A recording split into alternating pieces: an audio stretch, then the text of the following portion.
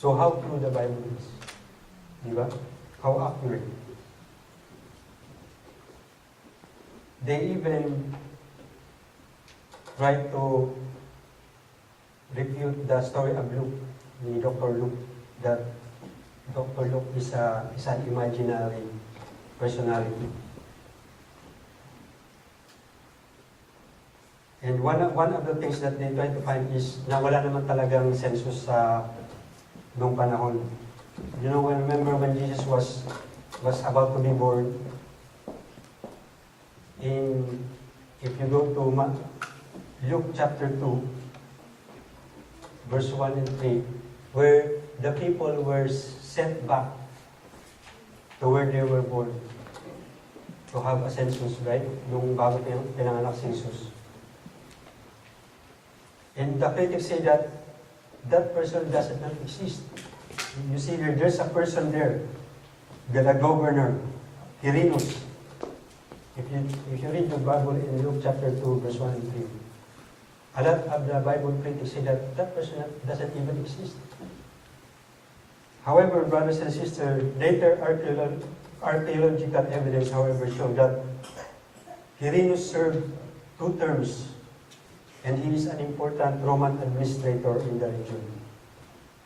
So once again, confirming that what Luke said, that Jesus was born at the time of the first census under Quirinus in verse 2. So what an amazing discovery, brothers and sisters. So as a believer in the Lord Jesus Christ, this should reinforce what we already believe. Amen?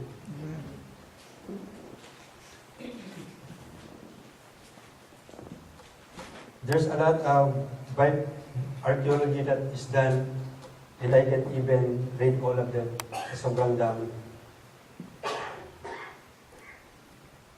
Maybe one that I can give you is one example is, you know, remember the Exodus?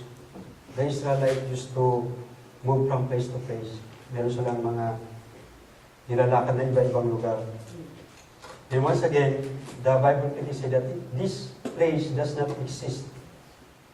If you go to Numbers 33, they call the place Gibeon. They say that that place doesn't exist. Numbers 33, verse 45.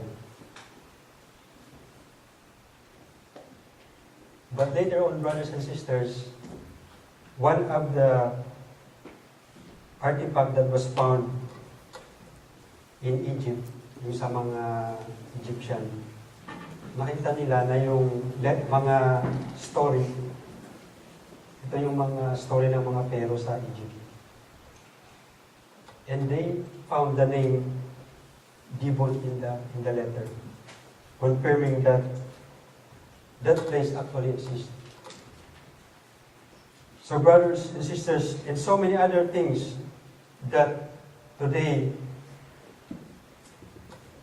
people have found.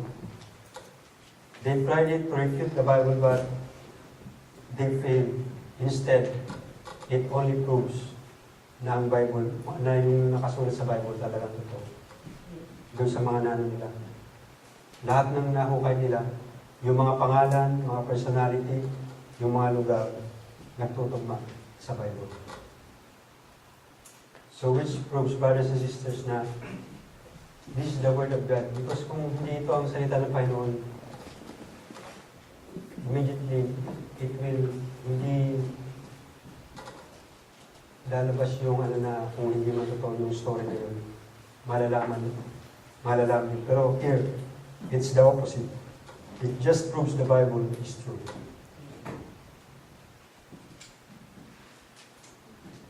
So in this way,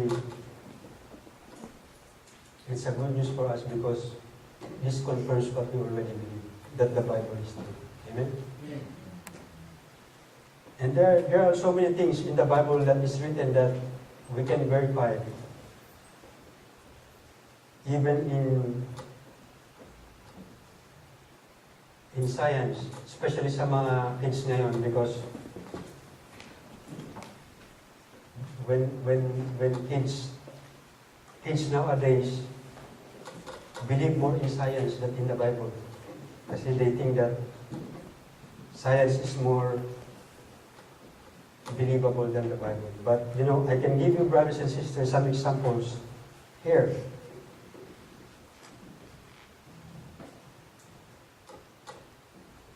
That, we can see things in the Bible that is actually true, in agrees with science.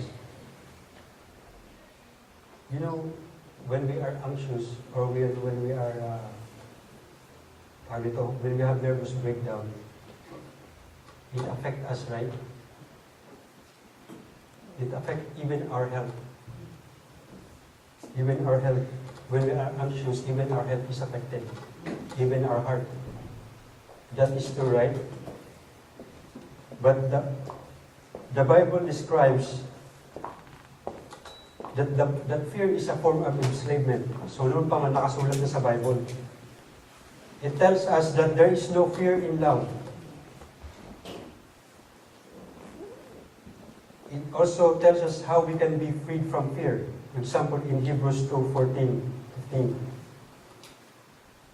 The book of Psalms depicts God's servant turning to Him to come in their anxiety.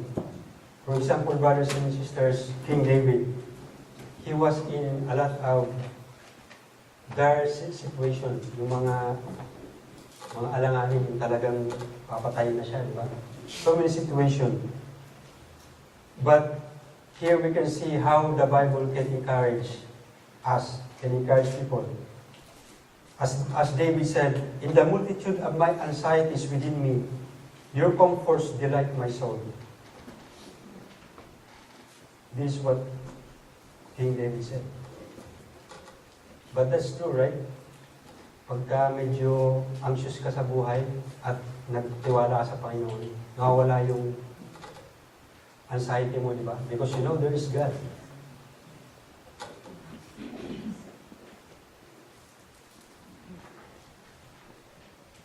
And there are so many things.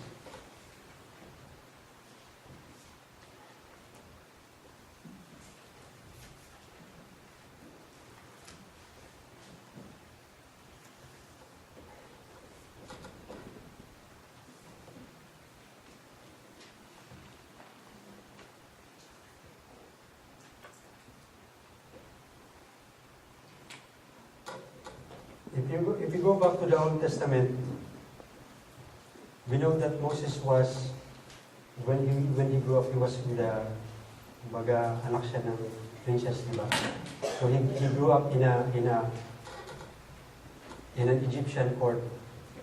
So he probably learned the Egyptian way of living, the system. That, did you know that in Egypt, when they try to cure people, they use, what they use to cure people? They use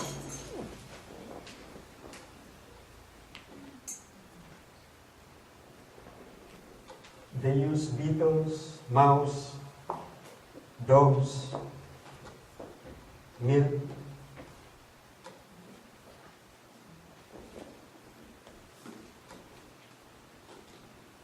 As yung parang gamot, halimbawa nagkaroon ka ng yung meron kang injury, that's what they use. O kaya yung yung mga what is done, right? Yun ang ginagamit nila. Kaya karamihan nung ginagamot, nung nilagyan nun, naglalakjo. Kasi merong ano ba yan? Tetanus. Mamatay imbis na gumaling.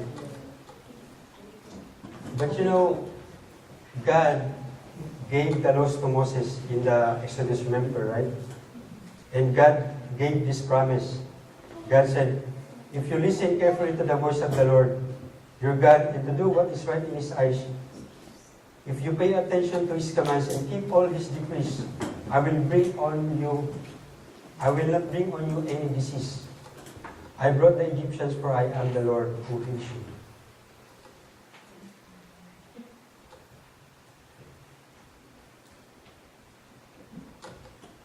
Noong panahon, people doesn't care about hygiene. It doesn't matter to them. And so a lot of people died. But you know, if you look at the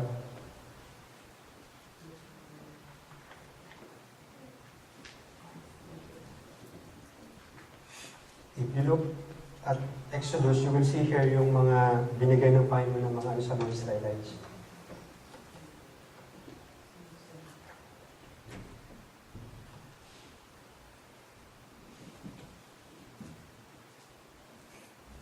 For example, in Deuteronomy 23, 12, 13. If you go there, brothers and sisters, this is an instruction for them. And nung nasa Egypt sila, maraming namamatay. So many diseases.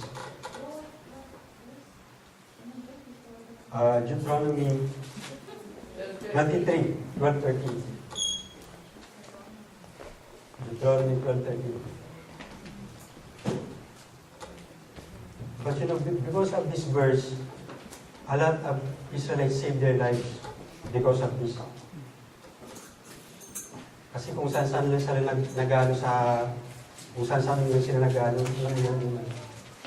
when they get the collaboration, they just do it anywhere. But here, it was actually God who made a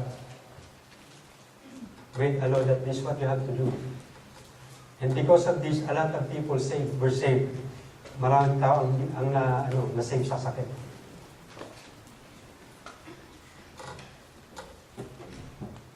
And even in Europe, remember the Black Death, maraming namatay.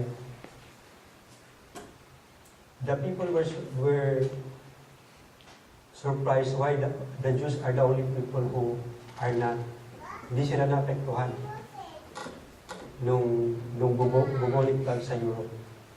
The reason is they use the Bible. Because in the Bible,